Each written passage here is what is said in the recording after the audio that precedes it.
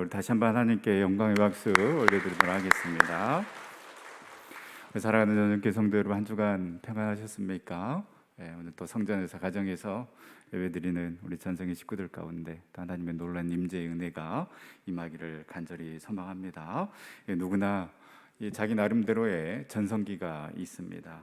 이미 그 전성기를 누린 분도 계실 것이고, 또 그 전성기를 누리기 위해 수고하는 분들도 있을 것입니다. 이 대부분의 이 삶의 전성기, 절정기는 가장 화려했던 때, 또 가장 잘 나가던 때였을 것입니다. 가장 인기가 많았고, 또 생각했던 대로 모든 것이 잘 풀려갔고, 그리고 직장에서도 최고로 인정받고, 또 사업을 하면 하는 대로 성공하던 그때가 아마 가장 절정기였을 것입니다. 그래서 우리는 그때를 생각하면서 라떼는 하고 이렇게 살아가고 있는지도 모르겠습니다. 그렇다면 예수님의 가장 절정기는 언제였을까? 예수님께서 그 수많은 무리들 앞에서 그 주옥 같은 산상수훈의 말씀을 설교하셨을 때였을까? 아니면 그 오병이어의 기적을 행하시고 그 기적에 놀라서 많은 사람들이 이분이야말로 우리를 구원할 구원자이시다라고 생각하며 그 예수님을 임금 삼으려고 했던 때였을까요? 또 아니면 의학적으로도 불가능했던 그 환자들을 고치시고 또 죽은 나사로를 살림으로 많은 무리들이 예수님을 따르던 그때였을까요? 아니면 오늘처럼 나귀를 타고 입성할 때 무리들이 호산나 호산나 외치며 예수님의 이름을 높였을 때였을까요? 예수님이 최고의 절정은 앞에서 언급한 그때가 아니라 바로 십자가에 죽으실 때였습니다. 사실 예수님은 이 십자가에 죽으시기 위해 인간의 몸을 입고 이 땅에 오신 것이라고 할 수 있습니다. 우리 인간은 가장 우리가 화려했던 그 순간, 또 가장 잘 나갔던 그때를 인생의 절정으로 여기는데, 우리 주님은 오히려 십자가의 죽으심으로 말미암아 절정을 이루셨습니다.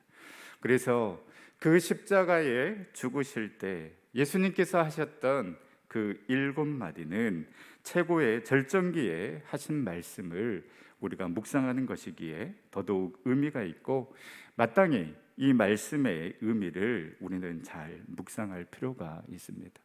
오늘부터 해서 그리고 내일부터 시작되는 이 고난주간 특세 때에 이 가상칠언을 묵상하게 될 텐데요, 기도하는 마음으로 또 우리가 함께 참여해서 또 이 고난주간을 우리가 의미 있게 보낼 수 있기를 소망합니다. 예수님께서 이 십자가 위에서 하셨던 그 첫 번째 말씀은 오늘 우리가 읽었던 본문의 말씀입니다. 아버지, 저들을 사하여 주옵소서. 자기들이 하는 것을 알지 못함이니이다.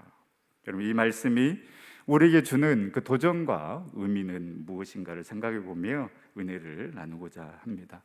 이 구약 성경에 보면 이 극악무도한 범죄자에게 내릴 수 있는 여러 가지 처형 방식이 있는데요, 그 중 하나가 이 범죄자를 성 밖으로 쫓아내고 돌로 쳐 죽이는 것, 이것이 가장 극악무도한 범죄자에게 할 수 있는 처형 방법이었습니다. 그리고 이 로마 시대에는 화살이나 작두를 처형의 도구로 삼았습니다. 이 화살이나 작두 처형도 잔인한 방법이라고 할 수 있지만, 그래도 이 순간의 고통으로 끝날 수 있는 처형 방법입니다. 그러나 십자가의 형벌은 그 반대입니다. 이 형벌은 어떻게 하면 이 범죄자에게 가장 잔인하고 고통스럽게 할 수 있는지를 보여주는 가장 처참한 형벌이라고 할 수 있습니다. 또 이 형벌 자체가 잔인합니다. 일단 십자가 형벌이 언도되면 이 군병들이 처형될 사람의 옷을 벗기고 가시 면류관을 씌웁니다. 그리고 이 채찍에 납덩이와 이 뼈 조각이 달린 수십 가닥으로 된 채찍으로 치기 시작합니다. 그러면 온몸에 살점이 뜯겨져 나옵니다. 이 매질이 끝나면 갈기갈기 찢긴 세잔한 몸으로 자기가 매달려 죽을 그 십자가를 스스로 메고 가야 합니다. 얼마나 잔인합니까? 수없이 넘어지고 쓰러집니다. 십자가를 끌고 갈 힘이 이미 없는 것입니다. 그래서 예수님께서 십자가를 지고 가셨을 때에 로마 군병들은 이 시몬이라는 구레네 사람을 잡아서 그에게 대신 십자가를 지게 했습니다. 여기에서 끝나지 않습니다. 이 십자가의 형벌은 가장 오랜 시간 동안 가장 큰 고통을 주는 형벌이었습니다. 양손목과 발목이 정강이에 못을 박아서 고정을 하면 여기에서 조금씩 피가 흘러내려 오랜 시간 죽음을 경험해야 했습니다. 온몸은 이미 찢겨져 있어서 숨을 쉴 때마다 온몸에 고통이 퍼지고 온몸에 물과 피를 쏟은 후에 죽음을 맞게 됩니다. 이런 극심한 고통의 상황 속에서 주님께서 가장 먼저 하셨던 말씀이 아버지 저희를 사하여 주시옵소서 자기들이 하는 것을 알지 못함이니이다 라는 말씀입니다. 마지못해서 내뱉은 말씀이 아닙니다. 진심이었고 우리 주님께서 어떠한 삶을 사셨는지 너무나도 잘 보여주는 말씀이라고 할 수 있습니다. 이 첫 번째 말씀 중에 가장 먼저 외쳤던 단어가 바로 아버지였습니다. 이렇게 극심한 고통의 상황 속에서도 가장 먼저 아버지를 불렀다라는 것은 예수님께서 평소에 늘 이 하나님 아버지와 함께 동행했음을 보여주는 것이라고 할 수 있습니다. 예수님께서는 항상 아버지이신 그 하나님과 친밀한 교제를 나누셨고 인격적인 깊은 만남을 늘 맺으셨다라는 것입니다. 그래서 이름을 부른다라는 것은 그만큼 친밀함의 척도라고 할 수 있습니다.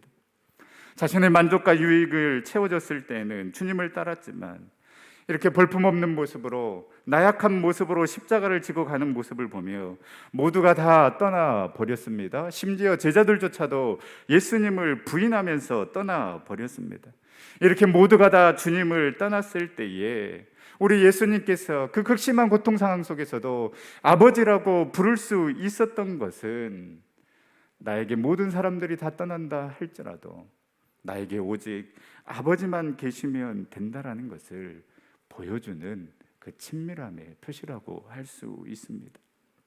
또한 그 이름을 부른다라는 것은 그만큼 신실함의 척도라고 할 수 있습니다. 독생자의 아들인데 내가 왜 이러한 고통을 당해야만 하는가? 혹 예수님의 마음 가운데 원망과 아버지의 뜻을 거부하고자 하는 마음이 있었더라면 이 극심한 고통 상황 속에서 어찌 아버지의 이름을 부를 수 있었겠습니까? 그러나 우리 주님은 자신을 못 박은 이들은 사람들이었지만 이 십자가의 모든 사건을 주도하고 계신 분은 하나님 아버지이심을 아셨기 때문에 우리 주님께서는 그 극심한 고통 상황 속에서도 아버지라고 부를 수 있었던 것입니다. 우리는 여기서 십자가에 달리신 그 주님의 믿음을 봅니다. 하나님과 관계에 대한 우리 주님의 그 신실하심을 보여주고 있는 것입니다. 그리고 이름을 부른다는 것 그만큼 사랑의 척도임을 알 수 있습니다. 그 고통 속에서도 아버지의 이름을 부르고 아버지를 찾았더라면 우리 주님의 늘 우선순위가 우리 하나님 아버지이셨고 그만큼 아버지를 사랑하셨기 때문에 그 고통 속에서도 아버지의 이름을 부를 수 있었습니다. 마지막에 찾는 그 이름, 여러분 그 이름이 그 사람과의 관계를 말해주지 않았겠습니까? 우리 주님께서 그 생사의 갈림길에서 또렷이 그 아버지의 이름을 부르셨음은 그만큼 아버지를 사랑하셨기 때문에 그리고 어떤 상황과 환경도 나를 이 아버지와의 관계에서 끊을 수 없음을 보여주는 그러한 고백이라고 할 수 있습니다. 사탄은 이 관계를 파괴하려고 합니다. 이 관계를 끊어놓으려고 합니다. 고통의 상황이 오면 아버지를 찾지 않고 원망하겠지. 어떤 유혹의 순간이 오면 아버지를 버리고 세상 것을 쫓아 따라가겠지. 모든 사람들이 다 나를 떠나버리고 나에게 모욕적이고 수치스러운 말들을 내뱉으면 견딜 수 없는 그 수치심에 마치 하나님 아버지도 나를 버린 듯 혼자 동굴로 들어가 버리겠지. 이러한 치밀한 전략을 세워서 우리를 하나님 아버지와의 그 관계에서 끊어놓으려고 할 때에, 사랑하는 전성교회 성도 여러분, 우리가 어떠한 상황 속에서도, 어떠한 고난과 아픔 속에서도 우리 주님처럼 그 아버지의 이름을 부르고 그 아버지를 찾을 수 있는 믿음과 사랑, 신뢰가 저와 여러분들 가운데 있기를 간절히 소망합니다. 내 뜻대로, 내 계획대로 되지 않는다 해도 아버지를 신뢰하며, 그럼에도 불구하고 하나님 아버지만이 나의 유일한 구원자 되시며 나의 주님이시며 나의 모든 것 되십니다라고 고백하며 그 아버지만을 사랑할 수 있는 그런 귀한 하나님의 자녀가 될 수 있기를 간절히 소망합니다. 이렇게 그 아버지의 이름을 부르면서 우리 주님은 간절한 기도, 중보의 기도를 아버지께 드리고 있습니다. 예수님의 삶은 한마디로 기도로 시작해서 기도로 마무리하신 삶이라고 할 수 있습니다. 그런데 예수님께서 이 기도를 드렸을 때의 상황을 잠깐 살펴보면 앞에서 말씀드린 것처럼 말할 수 없는 그 극심한 고통도 고통이지만 이 그리스도를 향한 끔찍한 욕보임과 수치 가운데 주님께서는 이 기도를 하신 것입니다. 이미 십자가를 지고 골고다 언덕을 오르실 때 수많은 백성들의 조롱과 비웃음을 당하셨습니다. 그리고 지금은 이 두 행악자와 함께 십자가에 못 박혀 계십니다. 의도적인 것입니다. 죄 없으신 그 주님께서 이 두 행악자와 두 강도와 함께 십자가에 매달려 계시는 것 자체가 너무나도 수치스러운 일입니다. 그런데 여기에 그치지 않고 누가복음 23장 35절에서 37절 말씀에 보면 백성들, 관리들, 그리고 군인들이 혼연일치가 되어서 저가 남을 구원하였으니 만일 하나님의 택하신 자 그리스도인이라면 자신도 구원해야 되지 않겠느냐라는 그러한 조롱을 듣습니다. 이처럼 우리 주님께서는 도저히 기도할 수 없는, 도저히 기도 드릴 수 없는 그러한 상황이었습니다. 혈관은 터져서 피가 흐르고 있었고 인간의 몸을 지신 주님이셨기 때문에 그 지옥을 넘나드는 그 두통을 경험해야만 하는 가장 극심한 고통을 당하고 계셨을 그때에, 그리고 가장 극한 수치심을 느끼고 계셨을 그때에 우리 주님께서는 기도하셨습니다. 이처럼 십자가에서 일곱 유언을 기도로 시작하시고 결정적인 순간에 기도로 주님께서 기도하실 수 있었던 것은 그만큼 우리 주님께서는 일평생을 온전히 기도로 살아오셨기에 가능한 일이었습니다. 김남준 목사님의 책을 읽다가 이런 글을 발견했습니다. 김남준 목사님은 이렇게 말을 합니다. 인생의 위기가 찾아오고 영혼의 깊은 어두움이 드리워지는 그때가 오면 누구든지 기도로 하나님께 나아가기를 원할 것입니다. 그러나 평탄한 시기에 많은 날들을 기도의 영으로 살아온 사람들이 아니면 결정적인 어느 한 날에 예수님처럼 기도할 수 없는 상황에서 기도하는 것은 거의 불가능합니다.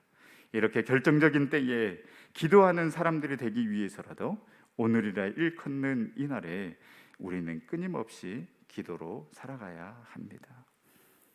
평탄한 시기에 많은 날들을 기도의 영으로 살아온 사람들이 아니면 결정적인 어느 한 날에 예수님처럼 기도할 수 없는 상황에서 기도하는 것은 거의 불가능합니다.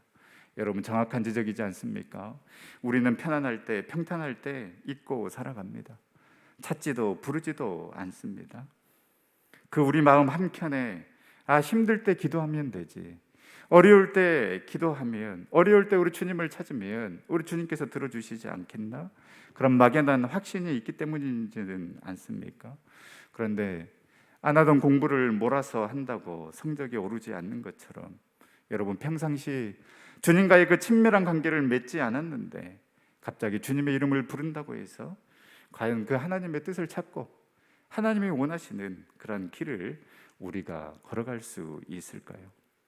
여전히 급한 마음에 나의 뜻만 관철시려고 요구하며 그 피상적인 관계만 맺으면서 어떻게든 그 순간만 잘 넘어가려는 마음으로 주님 앞에 나온다라면 여러분, 어찌 그 관계가 하나님과 자녀의 아버지와 자녀의 관계라고 할 수 있겠습니까? 여러분, 언제 기도하십니까? 도저히 기도할 수 없는 그때라고 생각하는 그때에 기도의 자리로 나오는지, 도저히 기도할 수 없는 상황이라고 생각하는 그 상황 가운데서도 모든 환경을 돌파하고 기도의 자리로 나오는 자, 그리고 도저히 기도할 수 없는 그 사람을 위해서 기도의 자리로 나와 그 사람을 위해 중보하는 자야말로 진정한 하나님의 사람이라고 할 수 있지 않겠습니까?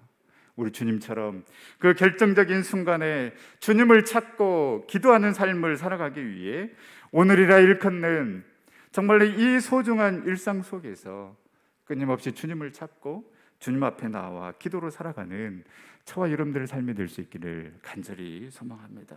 그렇습니다. 기도하는 자가 아버지의 이름을 부를 수 있고 기도하는 자가 용서할 수 있습니다. 기도는 우리의 힘으로 할 수 없는 것을 가능하게 하는 출발점이 되는 것입니다. 왜 우리 주님께서는 그렇다면 이 마지막 남은 온 힘을 다하여서 이 죄 없는 자기를 십자가에 못 박고 죽이려고 하는 자들을 용서해 달라고 기도하셨을까요? 그만큼 여러분, 제사함의 문제가 중요하기 때문입니다. 아무리 숭고한 삶, 이타적인 삶을 살았다 한들 예수 그리스도로 말미암아 그 죄의 문제를 해결하지 못한다라면 우리는 영원한 심판을 받을 수밖에 없는 존재임을 알아야 합니다. 어쩌면 예수님께서는 당신께서 그 십자가에 못 박혀 죽어가는 그 육신의 고통보다는 제 사함을 받지 못하고 하나님의 심판 속에서 죽어갈 그 영혼들에 대한 그 염려와 아픔이 주님의 마음에 물밀듯 밀려 들어오셨기에 주님은 그 극심한 고통의 상황 속에서도 이 용서의 기도를 드리고 있는 것이라고 할 수 있습니다. 사랑하는 전성교회 성도 여러분, 우리는 용서받지 못할 죄인이며 이 연약하고 교만한 죄인을 위해 예수 그리스도께서 인간의 몸을 입고 이 땅에 오셨음을 여러분 믿으십니까? 여러분은 오직 예수 그리스도만이 하나님의 진노를 피하는 유일한 길이며 또한 이 예수 그리스도의 보혈의 피로 말미암아 나의 죄가 깨끗이 사함 받았음을 여러분 믿으십니까? 오직 예수 그리스도만이 우리의 구원자 되시며 이 예수 그리스도의 십자가의 사랑 안에서 새 생명 얻은 존재임을 여러분 믿으십니까? 제사함의 은총, 이 제사함의 축복은 머리로 아는 것이 아닙니다. 우리의 온 마음으로 느껴지고 온 마음으로 고백해야 하는 것입니다. 평생 교회를 다니고 신앙생활을 해도 이 제사함의 은총과 축복을 누리지 못하고 신앙생활하는 분이 있습니다. 예수 그리스도의 그 십자가가 나와 아무런 상관이 없기에 나의 제약된 모습에 대한 그 통렬한 회개도, 십자가 사랑에 대한 그 감격도 감사함도 없이 거듭난 자가 아닌 그냥 종교인으로만 살아가는 자들이 많습니다. 또한 예수 그리스도의 십자가의 사랑은 믿지만은 그 첫사랑 잃어버리고 주님의 십자가가 그저 하나의 상징처럼 장식품처럼 취급받고 있지는 않습니까? 저와 여러분들이 다시 한번 이 제사함의 은총과 축복에 감사하며 복음 앞으로, 십자가 앞으로, 우리 주님 앞으로 나아가 그 첫사랑을 회복하고 그 구원의 감격과 기쁨 가운데 오직 예수 그리스도만을 사랑하고 오직 예수 그리스도만을 자랑하는 그런 삶을 살아가는 우리 전생의 모든 성도님들이 다 될 수 있기를 간절히 소망합니다. 여러분, 우리가 그 은혜와 사랑을 받았고 고백하고 누리고 있는 자라면 우리에게 주시는 한 가지 도전이 있는데, 바로 그것은 이제는 우리의 기도와 우리의 삶이 용서를 위해 기도하고 용서의 삶을 살아가야 함을 우리 주님께서 몸소 보여주고 계시는 것입니다. 자신을 십자가에 못 박은 자들을 위해 기도하시는 예수님의 모습은 그 어느 누구도 기도의 대상에서 제외될 수 없다라는 것을 우리에게 가르쳐주고 있습니다. 또한 십자가를 통해서 제사함을 받은 사람들의 삶은 끊임없이 이 죄의 용서를 실천하며 살아가는 삶이어야 함을 보여주고 있는 것입니다. 우리가 하나님의 제사함 받은 자들임을 세상이 어떻게 알 수 있겠습니까? 그것은 우리가 스스로 우리에게 죄 지은 사람들을 용서해 줌으로써 우리는 하나님께로부터 더 큰 제사함을 받은 사람임을 세상에 보여줄 수 있습니다. 이렇게 수요 저녁 예배를 드리고 나서 사무실에 목양실에 들어가서 잠깐 정리를 한 다음에 집에 올라가면 늘 TVN에서 유키즈 언더블럭이라는 그 프로그램이 이렇게 진행이 되고요. 그 프로를 자주 보게 되는데요. 이 사회에서 활동하는 그 일반인들이 나와서 그들의 삶의 이야기를 풀어내는데, 지난 수요일에 이렇게 TV를 보니까 우리 김종기 푸른나무 재단 이사장이 나오셨는데요. 이분은 1995년 16살의 나이에 학교 폭력으로 스스로 목숨을 끊은 고 김대현 군의 아버지였습니다. 이 이사장님이 이제 그 당시에 이 삼성그룹 비서실에서도 근무를 했고요. 이 삼성전자 홍콩 법인장을 맡을 정도로 인정받고 잘 나가던 분이셨는데, 이 해외 호텔에서 이 자신의 아들이 아파트에서 투신을 했는데, 이 자동차 위로 떨어져서 처음 투신했을 때는 다행히 살았는데, 그 상태로 이 아들이 계단을 올라가서 다시 한번 투신을 해서 스스로 목숨을 끊는 그런 일이 일어나게 됩니다.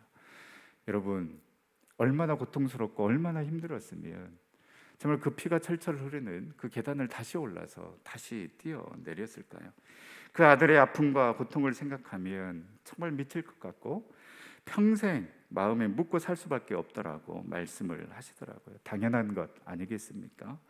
그 당시에는 왜 우리 아들이 이렇게까지 스스로 생을 마감했을까 알지 못했다고 합니다. 이 체격도 다른 또래 아이들보다 더 좋았고 운동도 잘하고 또 내내 이 반장을 했을 정도로 인기가 있었기 때문에 전혀 왜 이렇게 스스로 목숨을 끊어야 했는지 몰랐다고 합니다.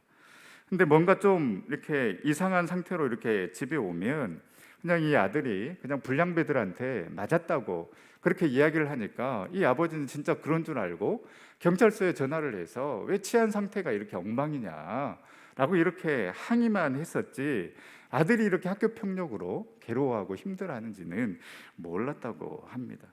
그런데 그 아들의 죽음 이후에 이 아들이 상급생들의 학교 폭력으로 괴로워하고 힘들어했음을 알게 되었고, 이 도저히 참을 수가 없어서 이 애들을, 이 가해자들을 내가 다 없애버리고 한국을 떠야 되겠다라는 마음으로 이 가해자 학생들을 한 명 한 명씩 만났는데, 이 가해자 학생들에게 왜 그랬냐고 이렇게 물었더니 이 아이들이 벌벌 떠는 그 모습을 보니까 너무나도 측은한 마음이 들더랍니다. 복수를 하려고 했는데 그 아이들의 모습을 보고 복수를 하는 것이 능사가 아니다라고 생각하고 반성문을 받고 용서를 했고, 다시는 이런 비극적인 죽음이 이 땅에 있어서는 안 되겠다라고 해서 이 단체를 운영해서 이 제2의 대연이가 없도록 해야 되겠다라는 결심을 하게 되었다라고 합니다. 그래서 기자회견을 통해서 그 학교 폭력을 알리고 그 내용이 신문에 대서특필되면서 이 YMCA에 전화 상담 창구를 만들었는데, 내 아들도 내 딸도 그렇게 아픔을 당했노라고 올림픽 때보다 더 많은 전화가 왔다고 합니다.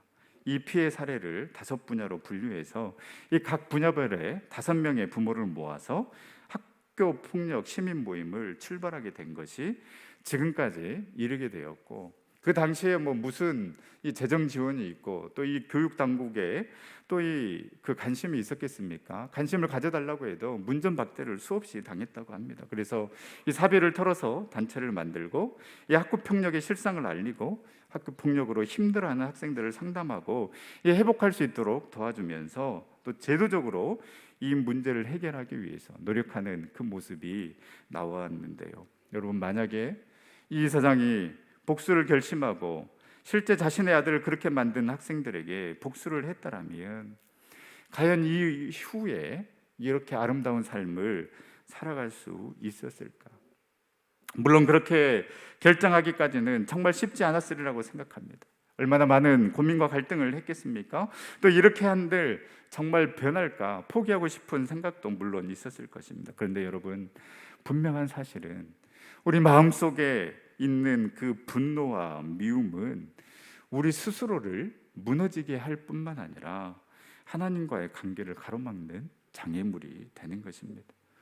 이미 우리 주님께서는 십자가에 달려 죽으시기 전에 당신을 십자가에 못 박아 죽이려고 했던 그 자들의 죄를 사해달라고 하는 그 기도를 통해서, 또한 십자가에 달려 죽으심으로 모든 죄인들을 위한 그 용서와 사랑의 모습을 보여주셨습니다.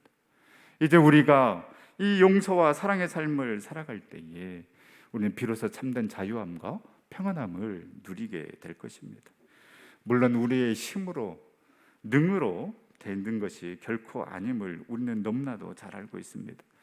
저 또한 여러분에게 우리가 미워하지 말고 용서하십시오라고 자신 있게 말할 수 없을 것 같습니다. 너무나도 힘든 일임을 알기에 목사님은 당해보지 않아서 모를 거예요, 너무 쉽게 이야기하지 마세요라고 말한다라면 저 역시 할 말이 없음을 너무나도 잘 압니다. 그러나 여러분, 우리가 자신 있게 말씀드릴 수 있는 것, 우리가 할 수 있는 그 한 가지는 분명히 있다라는 것입니다. 바로 그것은 우리는 주님의 십자가를 바라볼 수 있고, 오늘 우리 주님께서 드렸던 그 주님의 기도를 우리는 묵상할 수 있습니다. 여러분, 우리가 이것까지 제한해서는 안 됩니다. 형제의 허물을 바라보는 것이 아니라 그 허물까지 용서하셨던 그 주님의 십자가를 다시 한번 바라볼 수 있기를 간절히 소망합니다. 나의 응어러진 그 상처와 아픔만 바라보는 것이 아니라 그 극심한 고통 속에서도 저들의 죄를 사하여 주옵소서 기도하였던 그 주님의 마음을 바라볼 수 있기를 소망합니다. 그래서 먼저 우리가 주님의 위대한 용서와 사랑을 듬뿍 받고 그 용서와 사랑 위에 이제는 우리의 용서를 올려놓아 제사함을 받은 자처럼, 말할 수 없는 그 용서와 사랑을 받은 자처럼 우리가 기도하고 사랑하고 용서하는 삶을 살아가는 우리 전생 모든 성도님들이 다 될 수 있기를 간절히 소망합니다.